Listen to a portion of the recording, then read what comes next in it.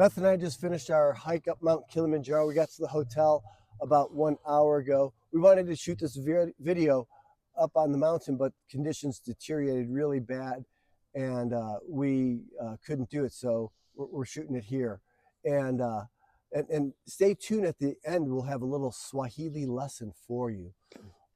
But as we were preparing for this, Beth, do you want to tell them a little bit about how we trained for this hike?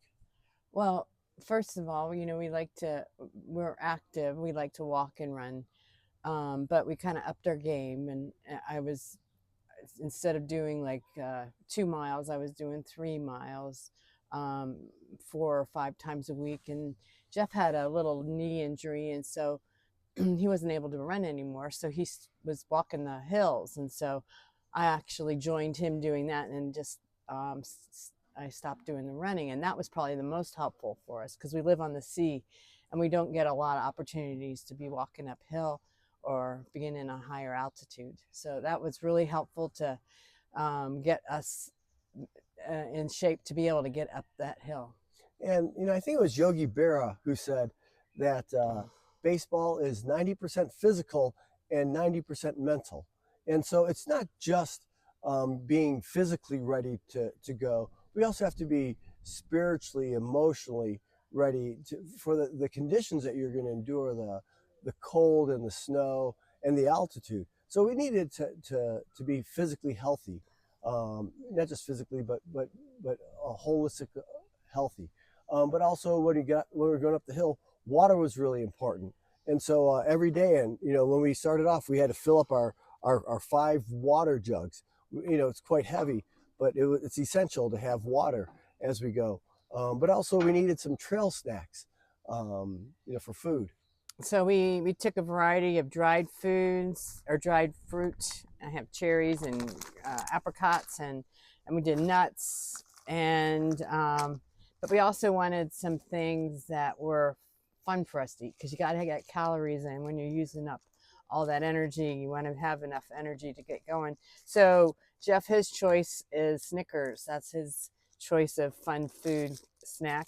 And mine was gummy bears. But also another thing that was really helpful is people liked the meat thing. Oh, beef jerky. Beef jerky, yeah, yes. Beef jerky. Yeah, and so we need to have the right food. Also, we need to kind of educate ourselves, on how to avoid altitude sickness, how, what the conditions were going to be like, what was the trail like, what was different tropical zones or weather conditions we were hiking through. So we needed to educate ourselves. And there's also the financial component in that, each hiker was responsible for raising money, not just for their hike, but to start Transformational Community Development, or TCD, in a cluster of villages. And so there's a whole financial component. And as I was thinking about it, is that these are really the ways that we try to help a TCD village. We try to help them with their holistic health.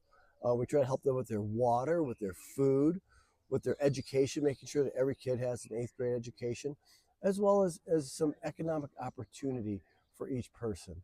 And so that's what we're trying to do here with our Hike of Hope, is we're trying to help, as a part of the 25th anniversary for Global Hope, to help transform 25 villages. And the thing is that we were asked to fill in on very short notice, in just 2.5, maybe 3 months.